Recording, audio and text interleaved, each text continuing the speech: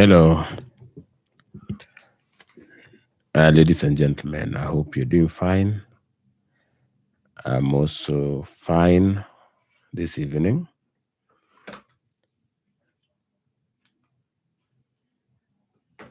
I want us to talk about MURIMA politics. As you already know, there seem to be an increased activities in terms of UDA in Mount Kenya. The other day, they were in Nyeri, and of course, today there was some activities in Kirinyaga. And so some people have been wondering, could this be a move to not only revive UDA in Mount Kenya, make it competitive, a serious alternative, or is it that the president is seriously considering getting back Mount Kenya? Remember, Mount Kenya is the voting bloc that got Ruto into office. Of the 7.1 million votes that the president got, 3 million and thereabout came from Mount Kenya. So it is a huge voting bloc, something that if he were to sincerely lose it, he must find a replacement. And so the question many are wondering is it possible for President William Ruto to get the Mount Kenya back? And to help us understand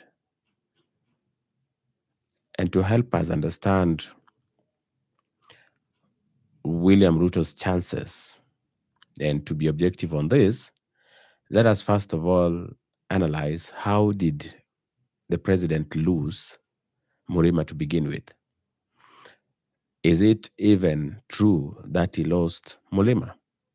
Because there are those who are arguing that the mountain is still intact and supporting President Ruto. There are also those who feel like that is not true. The mountain is already gone.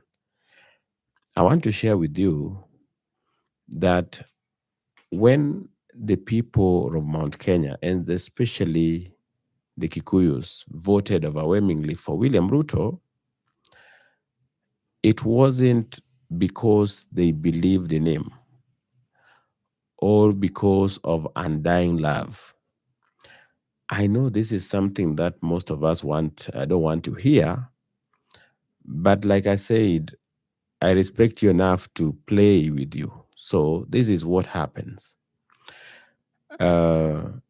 Majority of the people from Mount Kenya who voted for William Ruto didn't do so because they believed in his policies or because they believed he was a wonderful soul. Otherwise, they would not be calling him all the names today. The issue was they were presented with an impossible choice. To quote Rigathi Gachagua, if Uhuru Kenyatta, in a very recent interview, ladies and gentlemen, if Uhuru Kenyatta had told them about Ruto, they would have voted otherwise. However, he goes ahead and he says, but it was also complicated because Uhuru Kenyatta gave them a bad choice, that is the late Raila Odinga. So they were to pick between Raila Odinga and William Ruto. And going by the belief of most people from Mount Kenya, Raila Odinga was not an option. I once told you in a video, ladies and gentlemen, if you can recall, that the people of Mount Kenya had voted for Uhuru Kenyatta twice in 1 year, and overwhelmingly so. So how comes that they vote for him in 2017? Uhuru Kenyatta is sworn in around 28th of November 2017. And by March 2018, Mount Kenya doesn't want to hear anything to do with Uhuru Kenyatta. So what happened? What did he do to them? Simple. I shared with you in that video that he did one crime that the people of Mount Kenya don't forgive easily. That is, he brought Raila Odinga into a government they formed, and by extension brought Luos into that government. I have told you that there is what you would call sibling rivalry between the Luos and the Kikuyus. And this one did not start yesterday. It didn't start with Uhuru Kenyatta, neither did it start with Kibaki. This goes back to the colonial days. The dominant communities in terms of exposure and other things were the Kikuyus and the Luos. That is why the Independence Party, even when you look at the civil service then, it was a Kikuyu Luo affair. So they have always had this rivalry where people find joy in the misfortune of the other. The Kikuyus would be very happy if something was politically going wrong with the Luos.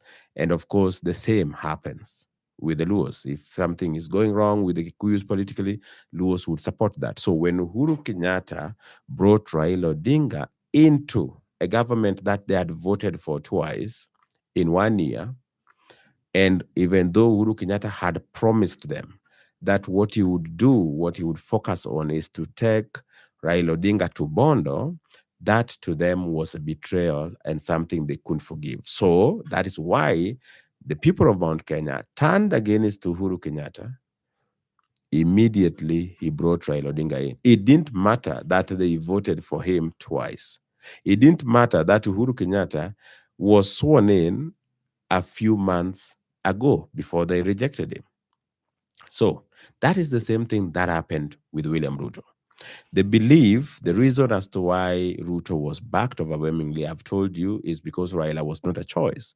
But also President Ruto made certain promises. He said, hakutakuwa na maandamano, hakutakuwa na mtu kujiapisha, we will not have kung'oa reli. And all these, when he said them, and also he said, we will ensure the man goes to Bondo finally, once for all.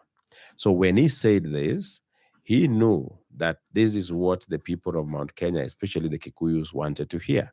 And so they voted for him en masse. Even when Raila Odinga, and if you want to know that this is not some guesswork, ladies and gentlemen, even when Raila Odinga and his Azimio team were on the street, yes, complaining about IBC, complaining about the rule of law, etc. That is around 2023, March 2023, thereabout. The people of Mount Kenya solidly stood behind William Ruto. You can check the archives. They solidly stood behind William Ruto.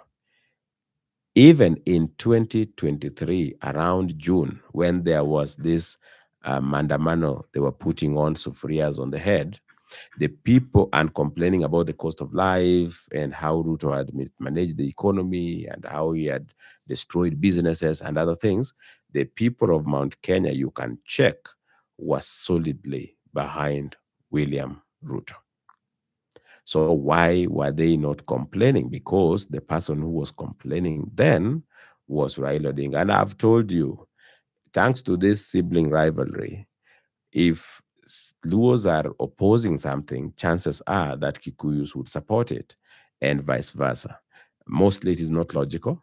It's purely that rivalry that begins way back in the 60s or even before 60s. So the time that Mount Kenya, especially the Kikuyus, walked out of William Ruto, the people that is, majority of them that is when he agreed to have a dialogue with Raila Odinga. You remember when they formed the National Dialogue at Bomas? Well, that is when majority of Kikuyus started questioning William Ruto. And they questioned him to the extent that during the Limuru 3, so-called, they were openly inciting the people to come to Nairobi and help remove William Ruto. That is also available. The videos are there, you can watch. They were openly now agitating for a civilian coup, which culminated in the so-called Gen Z revolution. I had told you here I was a lone voice, but I still maintained that there was nothing like Kenyans between 12 and 27 all of a sudden just saying we want to overthrow a president. It doesn't happen like that. What was happening was very organized. And I was vindicated because the other time they were doing these anniversaries, you saw where majority of the people came from, even where the destruction of property were. It was so bad that the people from Mount Kenya, especially leaders like Rigathi Gachagua, had to accuse imaginary people, I don't know, imported from Mars, to come and destroy their businesses. When you could watch the videos of just neighbors looting from fellow neighbors. What I was saying is, when William Ruto started being soft towards Raila, and that is about 2023, around July, that is when majority of the people in Mount Kenya started thinking twice about William Ruto. They felt that William Ruto betrayed them. When you hear the people of the mountain saying that William Ruto betrayed them, it doesn't refer to him shortchanging them in terms of appointments. He didn't do that. Even to date, majority of the people who sit in William Ruto's cabinet are from Mount Kenya. Majority of the people who are appointed as CSS are from Mount Kenya. The majority who are seated as chairmen or CEOs of parastatals are from Mount Kenya. So William Ruto did not go, he did not betray the people of the mountain in terms of appointment. It is not as if he decided to take development that was meant for the people of the mountain to elsewhere. No, no, no. That is not even true. Everything that was supposed to happen in MURIMA is still happening to date in terms of development. And it is so visible that Rigathi had to say that it doesn't matter what William Ruto is doing in Mount Kenya, they would still vote against him because he betrayed them. So what was the betrayal? Ladies and gentlemen, I have told you the betrayal was repeating what Uhuru Kenyatta did, bringing Raila on board, bringing Raila to a government that they formed. They could not allow that. Which takes us to the question. Now that William Ruto wants Mount Kenya back, can he get them back? Winning Mbere, I told you, took the so-called united opposition back to the drawing board. All you see from them nowadays is a press conference and some funny interviews from Rigathi Gachagua, saying the usual things. Oh, Ruto told me he would do this to this person. But the people of Mount Kenya also, majority of them who had hope that Rigathi Gachagua and the united opposition had control and solid control, are now starting to ask questions. They're starting to doubt Rigathi's capability.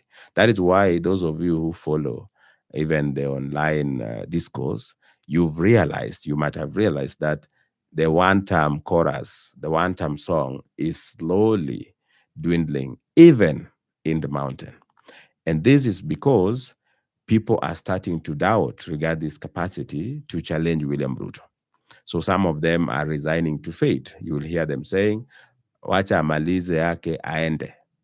And when you hear people say that, it means that they are resigning to fate. They are like, this is something we are not going to compete. We cannot win this particular competition. So, ladies and gentlemen, Mbere was one, but is that enough to get the Mount Kenya people back? The reason as to why I was giving you this particular history of what led to the breakup between William Ruto and MURIMA is so that we can base our argument moving forward based on that history. Because if you want to analyze objectively whether somebody can get a certain person back, you must also talk about why they separated. Whether it is a relationship, you have to also be factual. This is why these people separated. And if this is why they separated, has that been resolved? Well, I think there is a feeling, even in Mount Kenya, that with Raila Odinga not being in the picture, it is not worth holding a grudge against William Ruto. Yes, there is that feeling that now that Raila Odinga is no longer in the picture and Raila Odinga was the enemy, it is not worth it anymore to fight William Ruto. So there are some people who are starting to change their mind. You would find even serious critics of William Ruto on social media now starting to say, oh, Mgala Mue na haki mpe, he's done this, while I may not elect him, but I can not refuse to say he's done this and that. So that is how people usually change their positions. But why is that happening? I think, I could be wrong also, but I think it has everything to do with the fact that Raila Odinga, who was the object of hate, is no longer in the picture. And so if the person they hated the most is no longer in the picture, they can make do with what is available. Meaning, if William Ruto was to not be so focused on Luo Nyanza and refocus on trying to get Mount Kenya back, chances are quite a number can embrace him. I don't think he would get the majority as long as the Luo factor is still there. Because this may sound simplistic, this may not sound popular, this may sound even tribal, but I'm telling you that for Luos and Kikuyus, until otherwise, if you are to have Luos in government, Kikuyus will walk out. And vice versa, Luos would likely walk out if Kikuyus were there. So if William Ruto was to get Mount Kenya, he must show that he doesn't have a lot of interest in embracing the Luo Nyanza vote. And that is now where the dilemma is, because what if he abandons Mount Kenya for Luo Nyanza, then the people of Luo Nyanza betray him come 2027. Now, this will not be the first time the Luo nation would be betraying William Ruto. Yes, let us just be candid. In 2007, William Ruto stood with the people of Luo Nyanza. And if you wanted to know those who were happy that William Ruto had been taken to The Hague and that he was going to be jailed, there were none other than the Luo nation. I come from there, I know for sure. Even if there is a Luo watching here, I can confirm that the people who are finding the most joy in seeing Ruto's downfall, it was the Luo nation. And so it will not be the first time they would be betraying him. Because if somebody stood with you and now you are there advocating for his demise or even end, politically speaking, that is what we call betrayal of the highest order, in my opinion. So what I wanted to say is, if William Ruto was to abandon Mount Kenya, and that to me is perhaps the reason why he is also still pursuing Mount Kenya. Because if you were to abandon a vote-rich region like Mount Kenya for Luo Nation, who you are not very sure are solidly going to support you come 2027, that would be a big mistake, politically speaking. It would be something that might really cost the president. In that case, I think that is why he's pushing for Mount Kenya. For William Ruto, the scenario is simple. If he can get Luo Nyanza as a block and get maybe even 50% of Mount Kenya, he wins with a landslide. And 2027 election should be won convincingly. And this is why I say it should be won convincingly. Because the narrative that is being run now is that William Ruto is not going to win these elections fairly, that he is going to rig the elections. To quote the opposition, and Rigathi in particular, he said that there is no way William Ruto can win elections without rigging. And if he is announced the winner, they would conclude that he rigged, and 2007 post-election violence will be like Christmas. It will be like child's play. And he's not the only one who said that. I remember one of the so-called Gen Zs would go to the media and say the same, that they cannot accept any result where William Ruto is declared the winner. Because according to them, the only way William Ruto wins the 2027 election is by stealing that election. And so that is why he needs to win convincingly. And to win convincingly, you must have a serious margin. In Kenya, you may not get the kind of margin Suluhu got.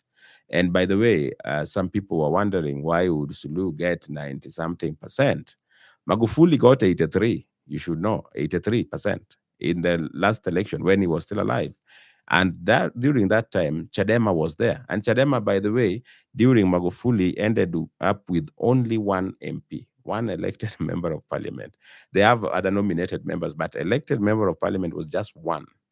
CCM swept most of the seats, and other opposition parties also. But what I was telling you is that Kenya, it's almost impossible to get that type of victory where you win by 90-something%. It's not possible. The only time we had such kind of victory is when we had a repeat poll, and Uhuru Kenyatta vied, but Raila did not vie. So Raila was the main opponent. Other people vied, the likes of Ukuru Okot. Other 7 candidates vied in that in that repeat poll. But they were just like in Tanzania, you had 16 candidates, actually 17 candidates vying against Samia, but they were not the major candidates. Chadema stayed out of that particular election, and that is why Suluhu could get those 90-something%. In case of Uhuru, he got, I think, 87% of the votes, because it was as if he was competing against himself. So in Kenya, it's not possible when the opposition will be in this race unless they boycott. But if they are in that race, you can't get those 70s. Even 60% is very difficult in Kenya. Some people don't know this, but even in the elections of 2002, when Kibaki won by a landslide, he did not get 70%. Actually, you can go and refer back to the figures of that elections of 2002, and you will realize that in Kenya, even getting 60% is almost impossible, because apart from the nature of our election, which is very competitive, people are not that swayed to one side. That is why it's impossible as a in Kenya here to win as a single party. You need coalition. Winning as a single party is almost, to get 50+1 as a single party, that is almost impossible. So what I was telling you is that William Ruto must win convincingly in 2027. And for him to achieve that, he would need the Luos as intact, and of course, at least 50% of Mount Kenya. That way, William Ruto is home. He would have gotten serious votes, not 60%, but he would have won. So, ladies and gentlemen, that is what I wanted to walk you through, that it is possible for William Ruto to get some part of Mount Kenya, but I don't think he can get the whole of it if he's still with Luos. That is how blunt I think it is. If he still Luos, if he still has Luos with him, majority of the people of the mountain would rather stick with Rigathi Gachagua and cast their votes with Musyoka. But I could be wrong, like I said, it could still work for him. Maybe people would be like, Rigathi Gachagua is not vying, and this guy is doing a lot for the people of Mount Kenya. Why not give him a chance? So, ladies and gentlemen, that is what I wanted to tell you. If you have a question, you can share there. I can see you people have voted because I asked uh, how many of you think that William Ruto can get the Mount Kenya back, and I'm seeing 80 something percent. There is someone who is now spamming the. There is someone spamming the. Yes, there's someone making a lot of comments, calling himself Shami. So this is you're spamming the content. Yes, this is not necessary. You don't need to spam. Yes, you don't need to make 40 comments. That is spamming. So those ones we have to remove. Yes, you cannot make 50 comments. Those are childish. We need to, even if you differ with a reason, because this is just a case of me sharing my view on a specific subject. You could be holding a very different view, but that is the advantage of a live session. In a live session, how we've done it here even before, you could share your views on the chat. That is why the chat is allowed there. There's an option of even muting the chat, but that is allowed so that we can interact. You can share your views, what it is that you think about this particular subject, or even if you have a question, you can share the question, and then we handle it as we go on. But making 40 comments, most of them just repeating the same thing, I think, in my view, that is a waste of sin. So let me sample some of your let me sample some of your comments and see if there are questions, etc. Uh, there's Beatrice Wanjiru. Make sure you maintain doing raw politics without diverting, being a henchman for any political figure. You're doing an excellent job. Okay, thank you, Beatrice. EM is saying, can you touch on the issue you said a while back on mistakes Ruto has made? Okay, there is also Peter Mude. Thanks to Amunyoro, his continued noise has antagonized everyone in MURIMA. His lies have become monotonous and boring. Ruto Netutam. There is Ngeno Hillary. I enjoy your political analysis, boss. Thank you. There is EM. I think Ruto can get MURIMA back a good percentage. I say that because his track record shows never count him out. Okay. There is Norlam. Norlam. Okay. Rigathi is still swimming in a pool of sympathy because of his impeachment, but soon the pool of sympathy will dry up. Geoffrey Kamita is saying, yes, he can. I totally resonate with Ruto. Okay. Makembo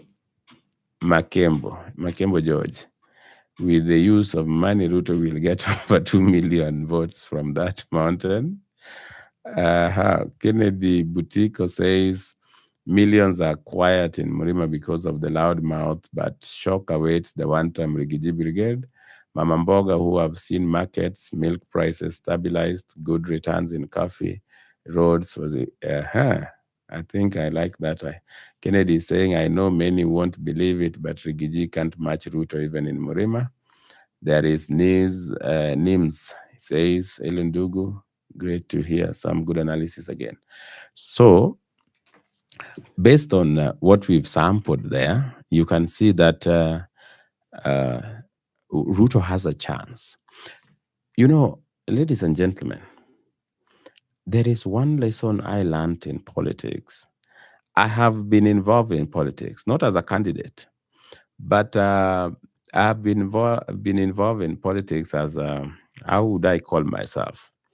A strategist. So there were sometimes I was consulting for a certain politician, That politician went and won, but then there was another one I consulted for, and that one really flopped. So I compared the two. What did we do here that we didn't do here? But I was like, we used the same script that won that election here, and we lost in this particular one miserably. So when I say miserably, I'm talking of seriously losing an election. And I learned one thing, that most of these voters might have made up their minds long time ago. Even before you go to campaign, certain voters, certain regions might have just made up their minds that this is how we are going to vote this time. And I want to use Mount Kenya, for instance. You see, there was this time that people would give Uhuru Kenyatta false hope. Uhuru Kenyatta had brought in Raila Odinga, but remember, he didn't have any reason why he was now rejecting Ruto. So he never said that Ruto did this, that is why I don't like him. No. He left it to bloggers and others to create stories. Oh, Ruto wanted to kill me. It is Raila who helped me, and such stories. But if you went to Mount Kenya, you were finding people who already had decided that a choice between Raila Odinga and William Ruto, they were going to vote for William Ruto. So it didn't matter how many Sagana Lodge meetings Uhuru Kenyatta had with the mountain. And he did, I think, at least 4. And in these meetings, Uhuru Kenyatta persuaded the community to listen to him and help him send Raila Odinga to State House. But they would go there, they would pick the money. You can take those, you can check those clips, and then they would be singing on the road as they throw away the manifesto and say and enjoy how they were eating them. To the point that Uhuru Kenyatta, one of the last time he was supposed to meet the women, he refused to meet them and they cancelled the issues of Sagana. That was the end of him with the Sagana issues. Uhuru Kenyatta even tried to do vernacular interviews at the State House. Of course, he didn't care. He would do vernacular interviews, trying to persuade the community. But the community had made up their minds. So even if Ruto had not put much effort, they were still going to vote for him. I am persuaded. That is why I disagree with Rigathi Gachagua claiming that he made Ruto president. Because even if Rigathi Gachagua was not in the picture entirely, like even if he had not been born, and we were going for the 2022 election without Rigathi Gachagua in existence, William Ruto would have still gotten majority of the votes from Mount Kenya. People make up their mind. And I'm saying this because I've read I've sampled some of your comments, and from the look of things, it says that there are people who are just quiet in the mountain. They are not making noise, they are not singing one time, they're just quiet. But when the time comes, perhaps they have decided that they are going to vote for William Ruto. And so this could be the shocker. And it's not even a surprise if you think about it.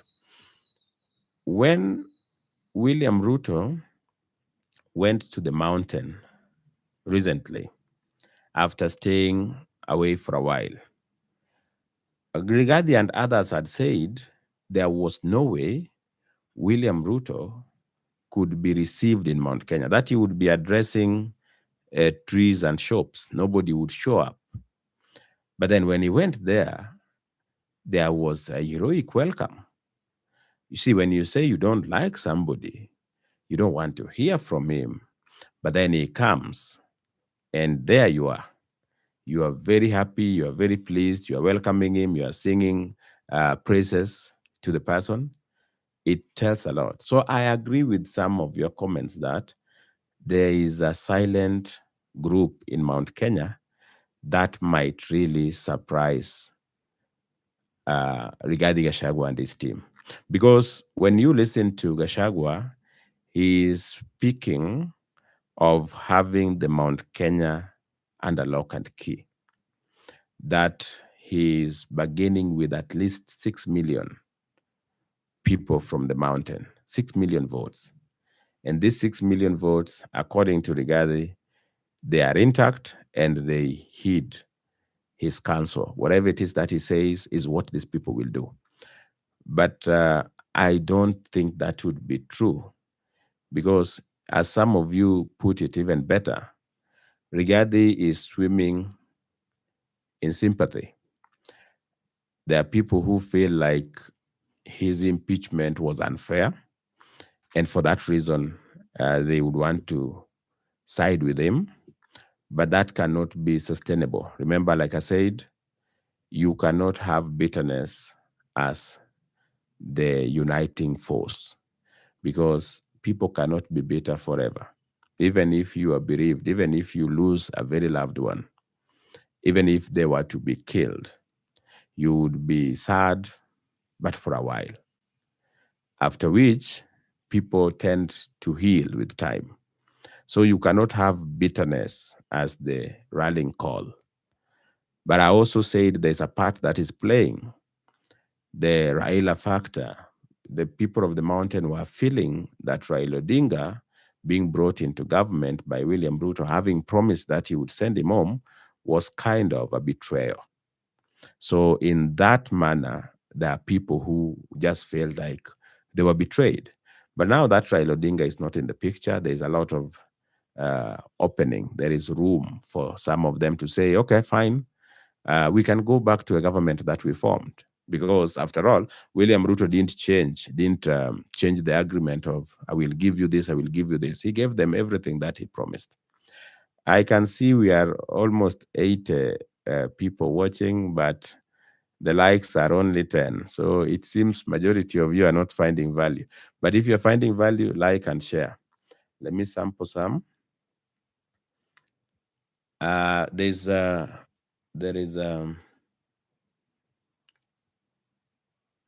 let me see. Automata, karibu. You rely heavily on your Luo Kikuyu hypothesis. The most visible faces of the protest were non-Kikuyus and Eldoret, Ukambani, and Nyanza etc. had major protests. So Automata here, I want to tell you this without a lot of love. If you want to benefit, mostly when it comes to politics, embrace reality. This I have learned almost the hard way. Always embrace reality. Even if that reality doesn't support your narrative, embrace it. Even if that reality doesn't support your narrative. The majority of the people who were on the street, whether it was on 25th of June 2024, there were people from MURIMA. Even when they did a repeat, it was from there. There is no shame in admitting what happened. But if you want to persuade yourself that there were major protests in Nyanza, there were major protests, I don't know where, it's okay also. It's a free world. You can believe what you want. But I tell you, this is raw politics. So we go with facts. Actually, there are videos of thousands of people walking from Kiambu approaching Nairobi. We don't have such thousands from elsewhere walking into Nairobi. So if you want to believe that the demonstrators were scattered across the country and it was a spontaneous thing, not organized, some few months openly in Limuru, it's okay. That is your side of the story. And I could be wrong. That is the beauty of a democracy like ours. I could be stating my points there and I could be totally wrong and you're right. But I can tell you, if the evidence that is available is something to go by, majority of the people who were there were Kikuyus. And I can also tell you why. Today, what is Rigathi Gachagua saying is the reason why Mount Kenya will not support Ruto. What is his reason? He's saying he killed our children. Yes, he killed our children. That is why Mount Kenya will not support Ruto. That is what Rigathi is saying. So he's not saying that that Ruto killed people in Mombasa. No, no, no. He's very specific. Majority of the people who were on the street were from Mount Kenya, and there is nothing wrong with that. I've even done a video saying that there is nothing wrong with people from a specific region rebelling with a sitting president. That is the beauty of democracy. You can express yourself in our country. What is wrong is pretending that this thing was spontaneous, and two, that it was national. Because I can tell you, in Kasipul, they don't even know what you are singing called Wanta. They don't know that. But again, I could be wrong. There is Millie Adiambo. Okay, before Millie Adiambo, there is Frederick Kuria. Do you think Ruto will support MURIMA in 2032? It depends. Two things. If he runs with a running mate from Mount Kenya, William Ruto is going to support that running mate come 2032 to continue serving. But if he picks a running mate from elsewhere, that would be the case. But there's something also that is very obvious for those who are keen. William Ruto seems to have a very soft spot for one Mudavadi. He has said it even publicly that when the time comes, he will reward Mudavadi. Even when William Ruto sent virtually everybody home when he dissolved his cabinet, the person who remained to be the acting cabinet secretary for all ministries was none other than Mudavadi. He has very soft, Frederick, I'm just answering you.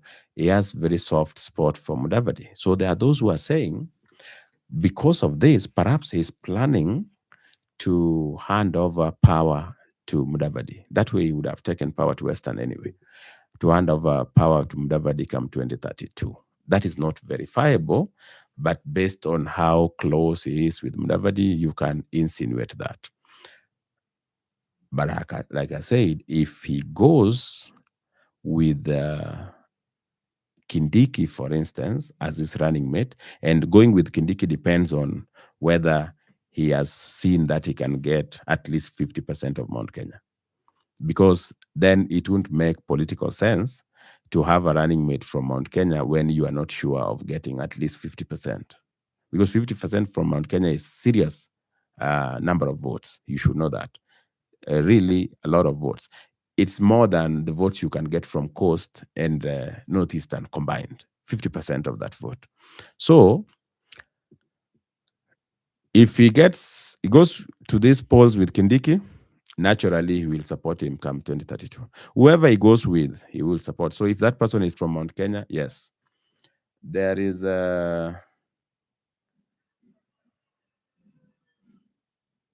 Millie Adiambo, okay? Wamunyoro is fully responsible for this leadership. Yes, MURIMA and Muranga is back to Ruto with a bang. Okay. Millie, you seem to be having inside information. There is Sir Javedi. If Rigathi had resigned, I think he could have had a chance against Ruto. His biggest mistake was to allow himself to get impeached. And I agree with you partly that resigning would have given Rigathi an opportunity to vie.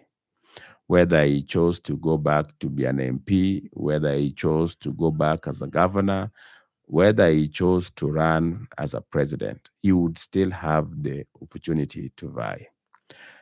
As far as having a fighting chance against William Ruto, that I don't see happening. Even if he had not been impeached, even if he had not resigned. Having a chance against somebody like William Ruto, you must have two things working for you. Number one, you must have a serious support, not just in your own backyard, but across the country. And two, you must have unmatched resources.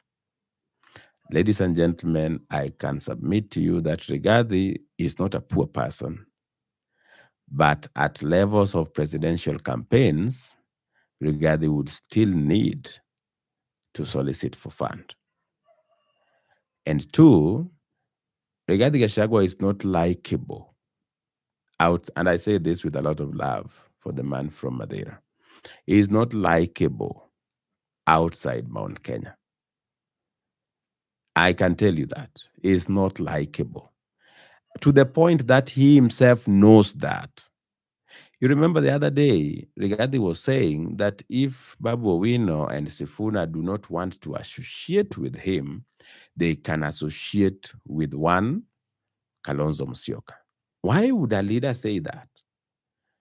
It is because he knows that outside Mount Kenya, because most of his rhetorics, Rigathi has this Kikuyu first mentality, which is not a bad thing. But in a country that is still struggling to be a nation, it could be very detrimental to the community. Because when you put your community ahead of the rest, you are putting a target on their back unknowingly. That is when people feel a certain group is privileged, even when they're not. Because you are trying to say we are the owners of these businesses, we are the ones sustaining this economy.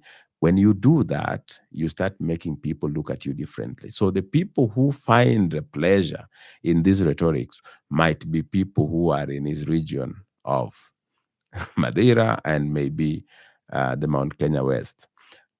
But nationally, I don't think he's liked. So he would have had a chance if he was liked nationally, not everywhere, but at least had some national support.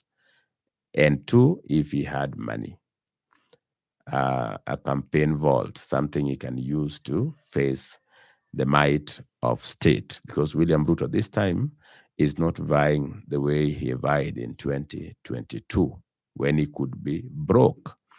This time, chances are that he has state machineries. Because remember, even when they are going for election, William Ruto will still be president of the country.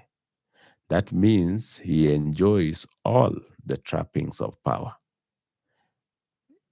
MPs, parliament would have been dissolved, so they don't have that. But governors and the president, they will be still having the powers, the trappings of power. So the regard issue is neither here or there. There is Geoffrey Kamati. Most of us Kikuyu interact perfectly with others, including marriage. Personally, I have no issues with Luo. In fact, my best friends are Luos. So, yeah, at personal level, it's wonderful. I even did a video. At personal level, relationships are good. But at political level, it is rivalry, a sibling rivalry, kind of. There is Automata, you deleted your message. I hope it was a very kind one. Amelia Diambo is saying it's funny Raila phobia has now transferred to Rigathi phobia. Yeah, I saw Eugene Wamalwa saying so, that there is an attempt to make people to hate Rigathi. There is no attempt. On this, I can say there is no attempt to make people hate Rigathi. At times, it is what we say that might end up making people hate us or like us. And Rigathi says a lot. And most of their lot is not something that interests other people. Innocent Tamani. Innocent Tamani, okay? I think if Ruto wins in 2027, I see a combination of Kindiki and Mbadi in 2032. What's your take? Okay. If he goes with Kindiki as his running mate, like I said, he is going to support them. But he has a soft spot for Mudavadi, so I don't know. Perhaps, you never know. But if he goes with Kindiki as his running mate, he will support Kindiki and perhaps with Mbadi for deputy. Automata Rigathi has never been popular in Mount Kenya, okay, pre or post elections. Currently is popular. I can confirm that. we've even done some research in Mount Kenya, he is popular, including in Meru, even in Tarakaniti. He is popular, unless the definition of popularity changed, but he is popular. Before elections, he was not. Before the mountain had issues with Ruto, Rigathi was a nobody. In fact, even Ndindi Nyoro was ranking so ahead of him that he was scared of Ndindi Nyoro. You would see him going to Muranga to even attack Ndindi Nyoro, or even going to Rift Valley to attack people who were inviting Ndindi Nyoro. So by that time, he was a nobody. But after Raila was brought to government, and by extension, Luos, he became the spokesperson of the community. That might change though, but he is popular. There is Frederick Kuria is saying, can Uhuru affect Ruto MURIMA vote in 2027? Yeah, the Uhuru factor is a funny one. Uhuru actually is interested in one thing. Remember when Atuli was saying that Uhuru was still too young to retire? He was not kidding. At the back of the former president's mind, President Uhuru Kenyatta, he believes that there is a lot that he can still offer this country. So, because even though the constitution bars him from going for terms more than 2, there is a part of him that believes that he can still give advice and help rule this country from behind the scenes. This is something that Ruto was not ready to offer, but Raila was willing to offer. That is why during the Azimio days, you could even see Uhuru Kenyatta going to Othaya and saying that I will ensure that Mutahi Kagwe remains the Minister for Health. This is before elections. Even Uhuru Kenyatta was the chairperson of Azimio. He didn't take, that is not a retirement post. So he still wanted to control how things are done. Raila offered that. He agreed to that because the belief was he could agree to that, and then once they take over, they shortchange Uhuru Kenyatta. But William Ruto refused this outright. And that is, ladies and gentlemen, the main reason why Uhuru Kenyatta went for Raila instead of supporting Ruto the way he promised. So to date, he still believes that he needs to play a very important role in the governance of this country, including on business deals and how things are supposed to be done. He is not getting that with William Ruto. So he wanted to get that with Kalonzo Musyoka. But Kalonzo Musyoka has nothing tangible in terms of support base. And by this, I'm not diminishing the support base he enjoys from Mukambani, but at the national scale, it's not a lot that can get Kalonzo Musyoka elected. So he relies on another base, and that base is the Mount Kenya base. Rigathi promised that. So Uhuru Kenyatta could not get Kalonzo. He went and got Matiang'i. He wants, deep down, for Mount Kenya to back Matiang'i. He is also playing another game. He wants Luo Nyanza to back Matiang'i. The so-called conflicts in ODM, where there are people in ODM who wants out of broad-based government and others want in, has everything to do with Uhuru Kenyatta also playing his games, which is normal, by the way. But he wants the mountain to support Matiang'i. So if by any miracle he manages to pick the Kikuyu support from Matiang'i, from Rigathi that is, to Matiang'i, he is going to complicate things for William Ruto. Because while Rigathi Gachagua may be annoying, there are people who believe that Matiang'i is a wonderful civil servant and is not a polarizing figure.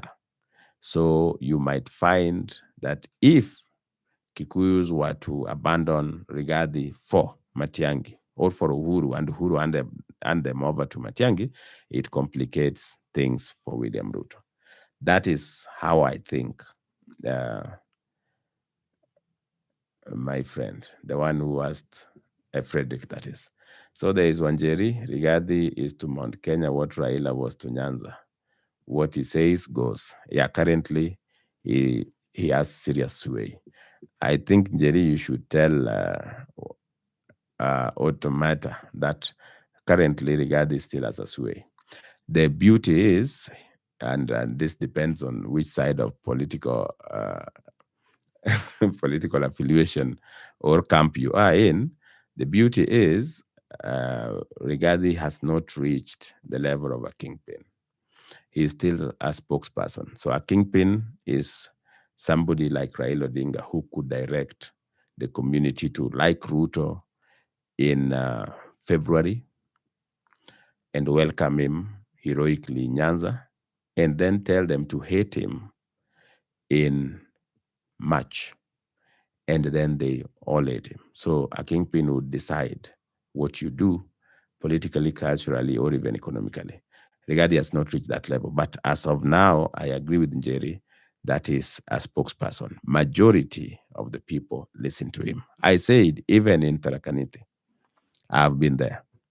And so majority, sisi pia tunasikiza ground. So you go, you need raw data. And I can tell you majority listen to him. So we have, as Sir Javed says, the Mbere by-election results really shocked. The way Rigathi hyped himself, I knew UDA can't manage 1,000 votes. Mlimani Kweli ground between different. By-elections are mostly about proving a point, and money is a factor. Rigathi could have taken a very reserved role because his hope actually politically was to see Muturi fail. This one tames Muturi, because there was a time Muturi was thinking that he's also equal to Rigathi. Especially he wanted to make himself look like he controlled Embu. Now losing to UDA tames Muturi, and Rigathi should have just taken a relaxed role. But he decided to get carried away and made that thing a battle between him and Ruto. Now, even though he's retracting and saying, it was not our candidate, etc., but people can see that he gave it his all anyway. So I agree with you. Peter Mudei wa Munyoro is like the orange in Nyanza, popular in funerals, but no votes. That is not true about orange in Nyanza. I've not been a member of ODM, but I can tell you the turnout in Luo Nyanza, for instance, was about 69%. Yes, 69 or thereabout, which was higher than that of Mount Kenya, which was 65%. So they voted, and they have been voting like that. In fact, in 2002, Nyanza voted, the turnout in Luo Nyanza was higher than the national average. So that is just a notion. The notion that Luos don't vote, that is not true.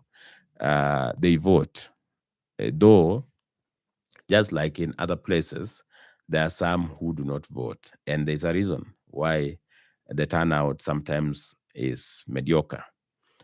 And by mediocre, I mean below 80.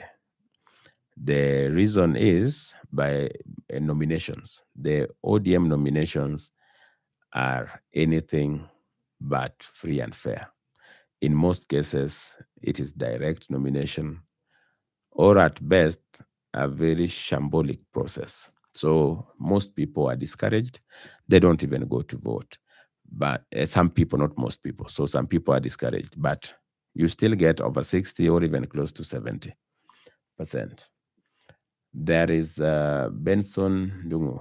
Mbere North made me believe the 7 million vote is no longer locked to one basket. Of course.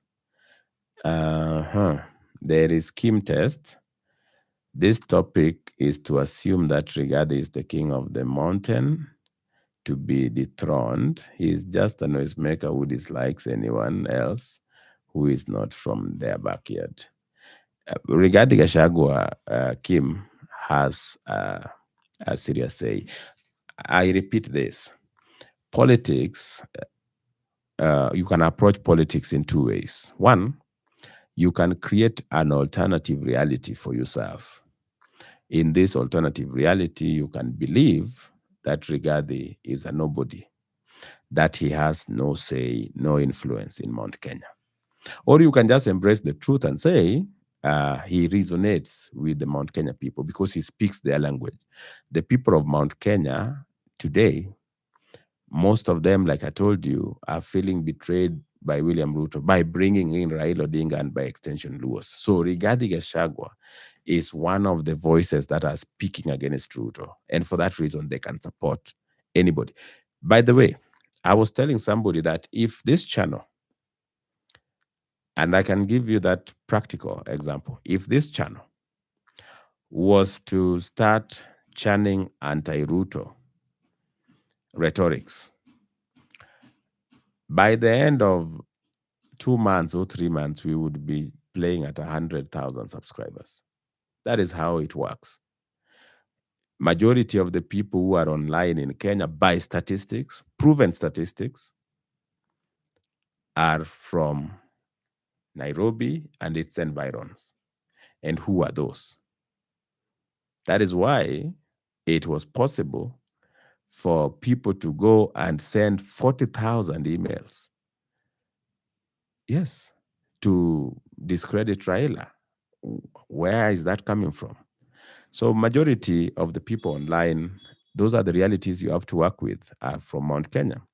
If you're doing this for purposes of popularity, then you know what to do. Even if you're a blogger here and you have a channel and you want it to blow, start echoing what Rigathi is saying. Just say bombshell, Rigathi destroys Ruto, and that will get thousands of views. So don't underestimate Rigathi. Don't go the route of Rigathi has no say, nobody cares about him. That is not true. He has a say. There are people who are listening to him.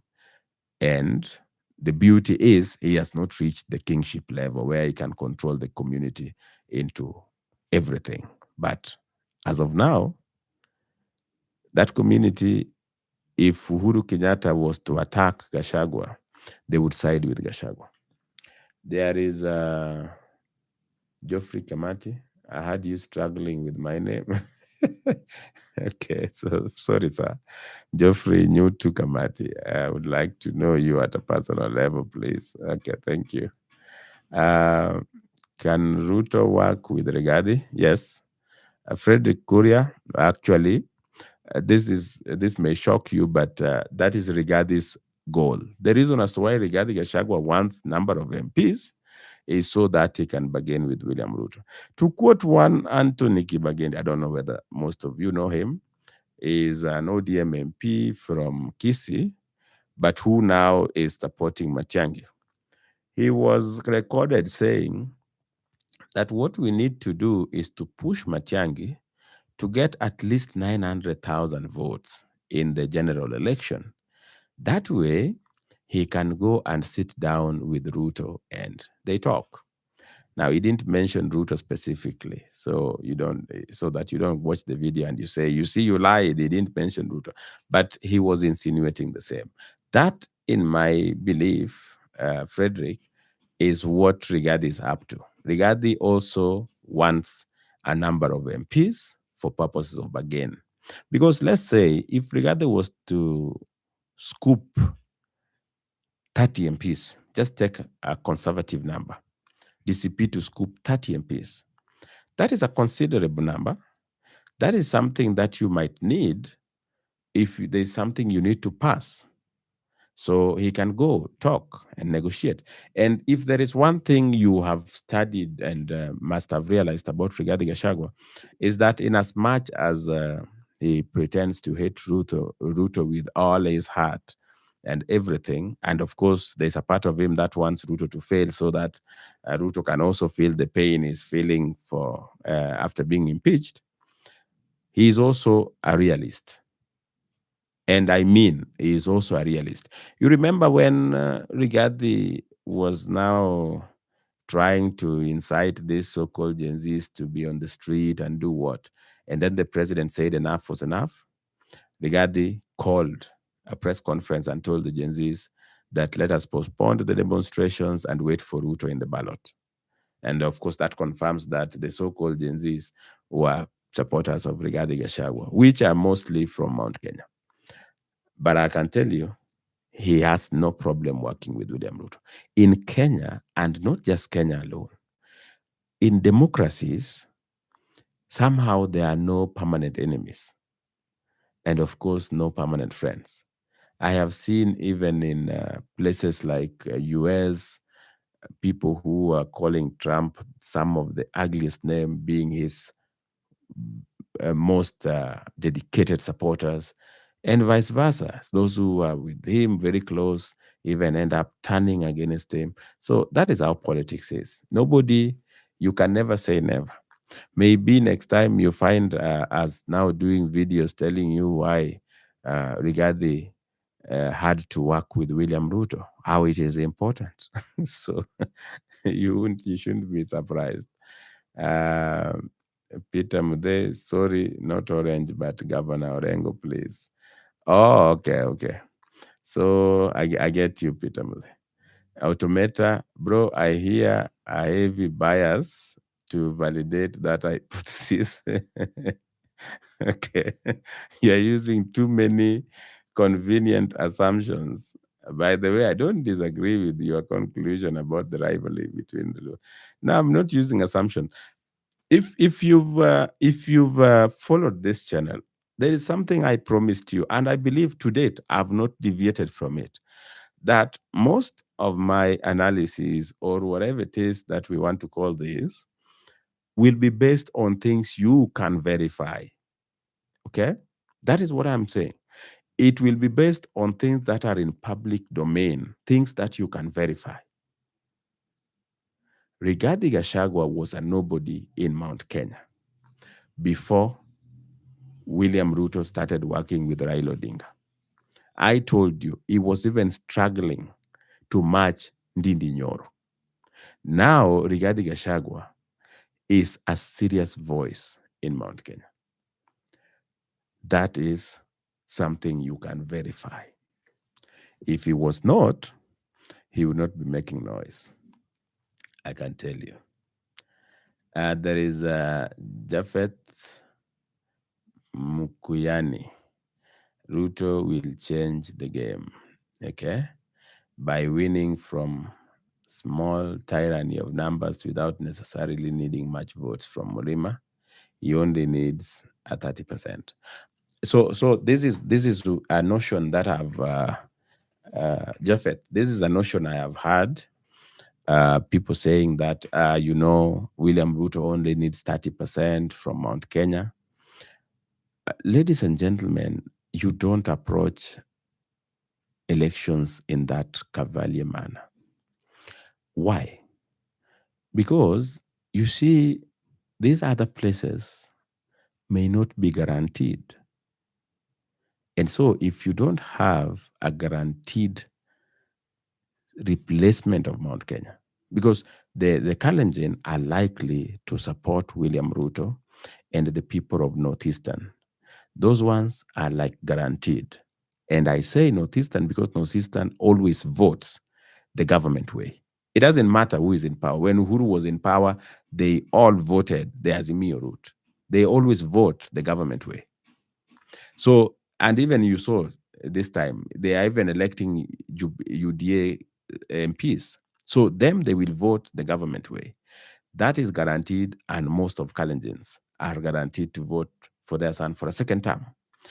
But after that, the rest must be sought. And the way you are going to look for votes in Western and Coast and Nyanza is the same effort William Ruto should use in Mount Kenya. Because if you say, let Mount Kenya go, I don't need them, I only need 30%, that is to assume that you have what you are replacing the 70% of Mount Kenya with. And what will that be? What will be this that is going to replace, Jafet, what will be this that is going to replace the 70% of Mount Kenya? If it is Luo Nyanza, you must be guaranteed that Luos are willing to stand with Ruto to the man. And I've told you they can do that. However, it is not guaranteed. Let us just be real here. Even today, you hear some of them saying, no, we will decide come 2027. Yes, there are those who are saying. So majority have gone home. I've listened to people, whether it's in Kisumu, whether in Siaya, whether in Migori. I've been to Homa Bay, of course, and listened to people. Quite a number are saying this is where Raila left us. And now that ODM is, Raila was ODM and ODM is Raila. That's what they're saying. They are likely to side with Ruto. But you can still hear that doubt. It is not certain the way other people have decided to stand with William Ruto. I've told you, not to stand, we'll stand with William Ruto. Rift Valley majority, including Nakuru, majority will stand with William Ruto. But if you don't have what you're going to replace the 70% of Mount Kenya with, you cannot ignore Mount Kenya and say, I am comfortable with 30%. William Ruto, and if you've learned how he does his politics, will not spare any effort to get Mount Kenya. You've seen UDA being revived, and you will see a lot of activities. He is going for it as if he wants 100% of Mount Kenya. If he aims for 100% and gets 50%, that would be so good. But if you retire and say, maybe I get 20%, I can tell you this is how Raila approached politics all along. He would be like, I have a lot of support everywhere. Mount Kenya, I just need maybe 5% or 20%. That is not how you approach politics, because the other places you have support, you are not so sure what the turnout will be. That 20 or 30 or 50% from Mount Kenya can make the difference. And like I said, he must win the 2027 election convincingly, because the media and the so-called opposition have created a narrative that William Ruto cannot win fairly. Japheth is asking, let me read something from Branson. It would be foolhardy and hubris to assume that other ethno-voting blocs would automatically vote for Ruto. That is the same overconfidence the so-called united opposition have. Yeah, I agree with you. Assuming that other communities are going to side with William Ruto, so if he gets 20% from Mount Kenya, that is enough. No. In politics, you don't stop at anything. You look at Mount Kenya and you say, I want 100%. If by God's grace you get 50%, you are doing very well. You go to Luo Nyanza and you will see that is what William Ruto will do. If you've observed how William Ruto campaigns, that is what he does. He doesn't ignore a region. He was in Kisumu being stoned. We were there in that entourage. He was in Kisumu being stoned, but he would still go there again. Even in 2007, when he was campaigning for Raila in Kisii, they threw arrows at him. But after some time, he was back in Kisii. You give it your all, let you fail. The way he was telling the people of Western, he told them, I was here. We talked, we agreed, but when the time came, you chose otherwise. It is not that he did not try in Western. He did a lot. So he is going to pursue, I am persuaded, he's going to pursue Mount Kenya the way he would pursue Rift Valley. Because if William Ruto can get 50% of Mount Kenya, and then by good luck, he gets Luos, add that to Kalenjin, I am telling you, William Ruto And don't come and say, oh, now you are calling tribes. That is how politics is here. It is real like that. In other places, it is about Democrats, the blues, and what. Here, it is about tribes. Yes. So there can be issues that these tribes are passionate about, but tribes are the voting blocks. You get this, you get that, you add this, you win. You don't have them, you don't win. And that is real. So there is also a comment from Frederick Kuria. Will Murima vote for Ruto? I will Murima vote for Ruto? Make ODM join opposition? No. You should know that Raila had a lot of sway in ODM. It is Raila who was capable of telling Luos, and I want to be very specific. ODM is a majority Luo party. While it has a lot of support in Coast and some part of Masai land, the base of ODM is the Luo nation. And Raila Odinga could tell them to join government today and tell them to walk out of the government tomorrow. And they would do that, even begrudgingly, but they would do it nonetheless. Nobody today can do that, can tell them to do that. So if they decided they are going to vote for William Ruto, and Mount Kenya also decide that we are voting for William Ruto, chances are that it will just be a matter of deals. What are you giving this community? What are you giving this community? And I don't think Ruto will go the route of what did you bring, like how many votes. I think it will be a pre-election agreement, so that once you get elected, you just give people what you had agreed to give. I think I would want to request I stop there. Millie Adambo is saying she's in one term. I respect that. One day I would do a live here, and I would want to engage one of you who is a member of one term. And then now we will also engage another who is a member of two term. And then we see, because there are ways of going live with multiple people debating. And we will work on that so that you come and you tell the audience, why are you saying one term? And another one will also come and tell the audience, this is why I'm saying two term. And of course, I'll try to moderate, even though some people believe here that I'm extremely leaning towards two term.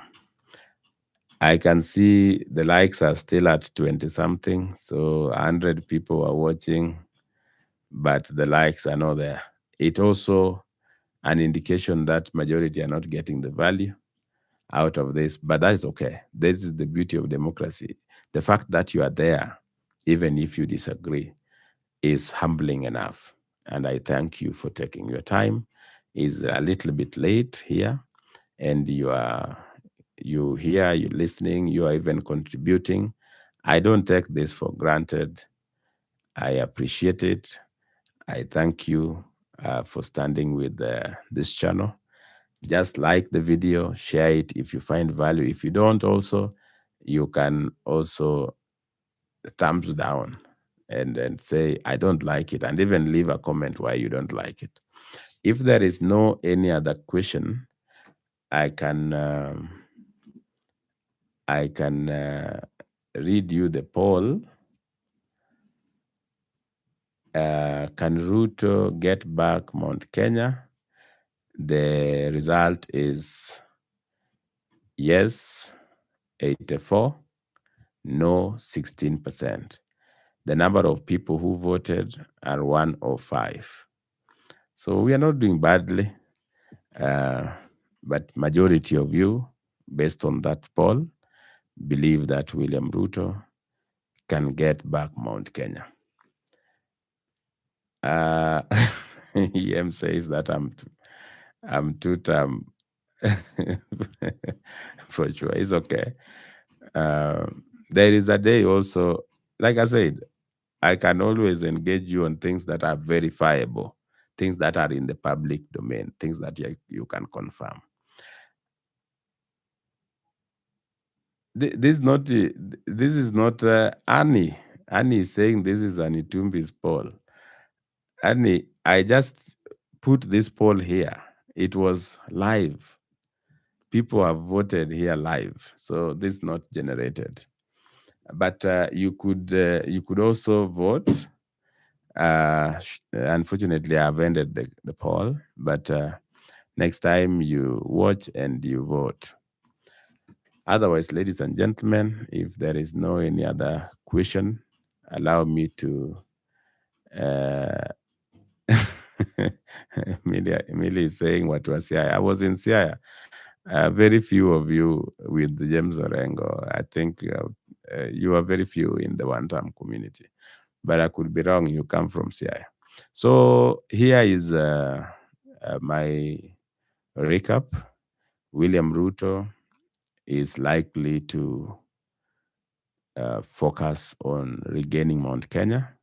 As to whether he will get it back depends with whether the community feels that what brought the problem has been resolved. And if he gets 50%, it will help him to have a convincing victory come 2027. I want to take this opportunity to thank you once again, and good night wherever you are. If you are where it is night, or good morning, wherever you're watching from. Thank you. Thank you so much. Good night.